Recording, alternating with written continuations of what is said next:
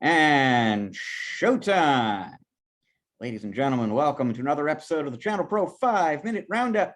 Look at news, trends, and tips for the SMB channel in 5 minutes or thereabouts. My name is Rich Freeman. I am executive editor of the ChannelPro Network, also a host of this program. I am joined this week, as I am every week, by your other co-host, Eric Simpson, a business transformation and improvement advisor to MSPs and other IT providers. Eric, how you doing? Doing well this week, Rich. I notice you're in a different part of the world than normal so far this year. Does it look a little bit like I'm in a hotel room? Because I am, as a matter of fact. I'm in Dallas, Texas right now. I've been attending the 20s Vision Conference out here this week. Yeah, how's it feel getting back out on the road? You know what? I like it. And obviously there are pluses and minuses and risks and the like, but boy, it sure is nice seeing people again, catching up with people I haven't seen in person. I've just, been seeing on Zoom for the last year and a half. So I am liking it. Yep. I'm looking forward to it. I'm looking forward to seeing you at the next couple of events we will be attending together, like Kaseya Connect and also the Acronis CyberFit Summit later this month. Well, October being tomorrow. So by the time everyone sees us, yes, later this month, right? Yes. And I'll bet there are people who are new enough to this program that they have no memory of the two of us actually physically being in a room together someplace at an event and recording one of these shows. And we'll be doing that again, I think, anyway, at those two conferences. Fingers crossed. Yeah, it's been a minute. It's been a minute. All right, well, let's dive into our top story of the week here. And interestingly enough, this is not a story that has gotten huge attention in the media. It's really only something that I've become aware of myself within the last 24, 36 hours or so. But I'm guessing a whole lot of MSPs in our audience, Eric, are very familiar with this because starting on Saturday, a lot of VoIP providers suddenly were not, or a lot of users of VoIP services, let's say, were suddenly having trouble both sending and receiving calls. And the reason for this is an upstream carrier named bandwidth.com was experiencing a distributed denial of service attack. Now, who is bandwidth.com? Well, this is actually an enormous company. They do business with Microsoft and Google and Zoom and RingCentral and 8x8. They support something like 40% of the VoIP traffic in North America. A lot of people haven't heard of them before, but they perform a critical function in the VoIP ecosystem. VoIP itself, obviously, is an IP-based and internet-based service. But if you are placing a VoIP call to somebody who is not on a VoIP service, they have a traditional phone, or if somebody on a traditional landline, say, is calling somebody on a VoIP service, there has to be an interface between the internet and that traditional phone exchange. And Bandwidth is one of the largest providers of that internet interface service. And so they get hit by a distributed denial of service attack. This began last Saturday. They managed to fend this attacker off within a few hours, but the attacker came back with a totally different technique the next day. There's been this sort of pitched battle back and forth for 3-4 days now between Bandwidth and these attackers. As we record this right now, as of the last time I looked at Bandwidth's status page, it looked like they had pretty much defeated this attack. But it's hard to say. The attacker could resurface at any time. And from my perspective, I think this really kind of calls attention to something that resellers of VoIP services are going to have to think about going forward. This obviously very determined attacker went after Bandwidth for the same reason that different attackers went after Colonial Pipeline earlier this year. They understood that Colonial played this sort of critical strategic role in the gasoline distribution infrastructure. Similarly, Bandwidth plays this critical strategic role in the telecommunications infrastructure. And if you can take that company down, you have a lot of leverage and can maybe extract ransom or some kind of a payment out of them. So Bandwidth actually did a pretty good job of defending themselves here, but they or somebody else like them, or there's going to be more attacks like this down the road. And so a few things that MSPs have to think about. First of all, you really need to get in touch with your VoIP provider if you have one right now, and ask some hard questions about their security measures. What kind of redundancy do they have in place? How prepared are they to deal with this kind of attack when, not if, it happens to one of their upstream providers? If you yourself are an MSP, or if you're working directly with a carrier like Bandwidth, or maybe somebody a little bit more like a tier 2 carrier lower in the food chain there, you might want to rethink that, because if you are one of Bandwidth's, say, if you're one of their smallest customers, you're going to be last in line for support. You're going to be kind of out on your own when this sort of thing happens to you. And then the other thing I would say is, for anyone out there who is thinking based on this incident, maybe I don't want to recommend VoIP to my customers if this kind of thing can happen to them, and my customers could be without phone service for some period of time. As the VoIP providers themselves will tell you, there really is no exiting the VoIP ecosystem these days. Even if you're not selling VoIP to your customers are getting calls from VoIP. Basically, you're part of the VoIP food chain, whether you like it or not. So this is not the lesson to be learned here isn't get out of VoIP. It's be careful about who you do business with. Make sure you understand how prepared they are for dealing with this kind of thing, because it is going to happen again in the future, and if not to Bandwidth, obviously, then to somebody else. Yeah, it's an amazing story, right, Rich? It's almost like a DDoS attack.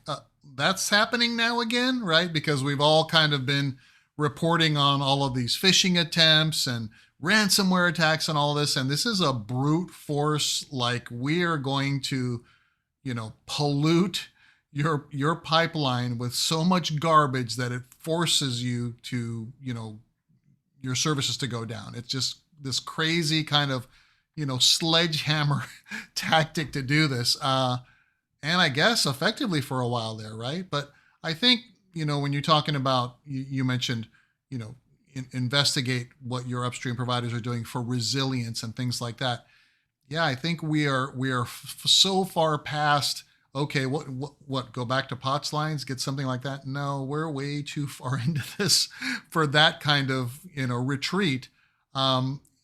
We've got to figure out what we can do, if anything, when this happens. So what is the MSP's response to their clients, and how do you project, a solution when you're just waiting for the upstream provider to fix it, right? So this is a very difficult conversation. I'll put myself in the position of the MSP that has clients or customers that are being affected by that. How do you engineer a response better than, we'll call you back in an hour and give you an update, when there really is no update? So that's really, really challenging. And I know, as a recovering MSP myself, Rich, when we would roll out these VoIP solutions, we would try to enable all kinds of things like, oh, if the call doesn't connect, if there's an issue, then redirect it to somebody's cell phone and things like that. But in this case, bandwidth.com's really, you mentioned that kind of that soft switch or that switch provider, right? So if the call can't even make it to them, there's no way to redirect it anywhere. So it's a big challenge. And I think what will come from this is, all of the carriers that are watching this are already, whiteboarding. How do we, increase our resilience? How do we strengthen our posture against these kinds of attacks? What can we do so that doesn't happen to us, right? Or in Bandwidth's case, so that doesn't happen again. So I think that's going to force innovation and rapid action. And it just calls to mind one of the things that I've been hearing from the VoIP providers is, if you have made the mistake in the past of shopping for VoIP services on price, this should be an eye-opener for you, because when something like this happens, you want to make sure you're working not just with the cheapest provider, but with the one that has the best, most redundant infrastructure, the most expert staff, and so on. That's a great point, Rich, right? You don't want to be on that, entry level tier where all you get is email support and you're hoping that they reply, right? Good point. So shopping for VoIP services on price is something you should never do. Eric, it's time for your tip of the week, and it's a somewhat surprising something else people should never do. Yes, I have a bold statement for the tip of the week, and that is, the topic is when never to use a sales proposal. When never to use a sales proposal. Does that sound crazy? Like, what are you talking about, Eric? When never to use a sales proposal? And It's interesting because this happened, of course, ripped from the headlines, a conversation I was having with one of my clients. And, when I train sales teams and we're doing, sales performance improvement and things like that, we look at the tools we're using, we look at bundling and pricing and how we can eliminate a lot of the objections and the things that slow down sales velocity and keep us from getting to that yes from a prospect or an existing client to say yes to the solution.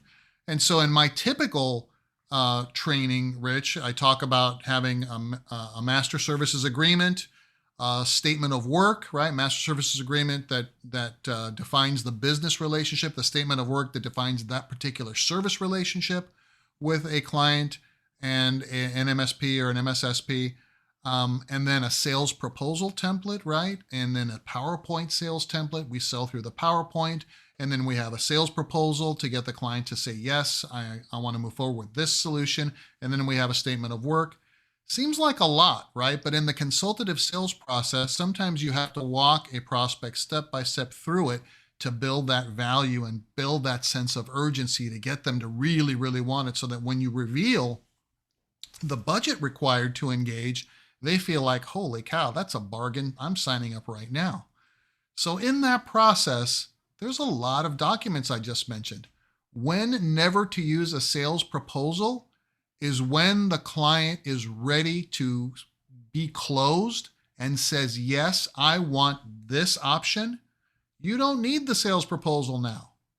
Now you just have them authorize the statement of work. So you've just cut out a lot of conversation, maybe an additional 30 or 45 minutes of going through a sales proposal when the client is ready to be closed. So this doesn't work every time, Rich. Reminds me of that line out of Ron Burgundy, right? 60% of the time it works all the time, right? Doesn't work every time. But when you have the opportunity and the client is ready to be closed, don't unnecessarily delay that by introducing yet another process, another document. Go right for the statement of work, get them to sign that, and schedule the kickoff and onboarding meeting. It's going to be easier for you. It's obviously going to make the customer happy. And it's one of those situations where, you just can't be afraid to take yes for an answer. If they're ready to go, then go. Yeah, sometimes look, I'm sold, stop talking, right? Now, why have a sales proposal template? Sometimes the client will say, you know what? Let me think about which option I want to go with. What else can you give me to help me make that decision? Or some clients just ask for a sales proposal. Well, I want to see the proposal. Let me see the proposal first. So you kind of have to have all of these tools at the ready, and you just need to pivot and adjust, in real time in order to get that sale closed. All right. Good advice. And it leaves us with time for just one more story this week. And Eric, if you're a little dissatisfied maybe with your investment advisor, I have one for you to consider. His name is Mr. Gox, and he's a hamster in Germany. Now, why would you consider taking your business to a hamster in Germany? Well, because since June, Mr. Gox has been running an independent portfolio that trades cryptocurrency. This is according to CNN. He's been doing this from a high-tech cage called the Gox Box. His trading has been broadcast live on Twitch. He's been trading Tron, Ethereum, Bitcoin. I won't even go into the process by which he decides what to buy and sell and when and so on, but they work something out there involving, running on the wheel and running through tunnels. And since June, he has been outperforming Bitcoin individually, the S&P 500, and Warren Buffett's Berkshire Hathaway. So Mr. Gox the hamster might be the investment advisor you're looking for. Yeah. The only thing it's lacking is the Esquire after Mr. Gox, right? I love that story. I think I texted it to you last week. I said, hey, this is great. When we've got a hamster that's outperforming all of these, storied institutions of trading and doing it with crypto. That's an awesome story. It's the feel-good story of the week, Rich. I agree. I completely agree. And folks, that is all the time we've got for you this week, as a matter of fact. If you are watching us on YouTube, we are a traditional audio podcast as well. You'll find us on Stitcher and Google and Apple and all the great places. that distribute podcasts. Please search for us there, become a subscriber, rate and review us. It helps other people find the show. If you are listening to the podcast right now and you want to check us out on video, YouTube is the place to do that. Please visit the ChannelPro Network channel there and become a subscriber there too. If you click the little bell icon, you'll get notified when the new episodes go up. You can read my story about the bandwidth.com situation, which as of right now isn't finished, but by the time you're watching or listening to this will be up on channelpronetwork.com, which also has all sorts of other great content for you there every day. To learn more about Eric and the work he does with his clients, please visit ericksimpson.com. That is ERICK Simpson.com. Once again, thank you very much for joining us. We're going to be back again next week with another episode of the 5-Minute Roundup for you. Until then, folks, please enjoy the rest of your week. Eric and I are enjoying the rest of your week already.